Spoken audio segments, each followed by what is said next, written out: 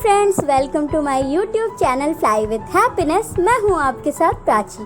तो आज मैं आपके लिए रसमलाई की एक बहुत ही इजी और ट्रेंडिंग रेसिपी लेकर आई हूं। जी हाँ फ्रेंड्स, ये खाने में भी बहुत ही टेस्टी होती है।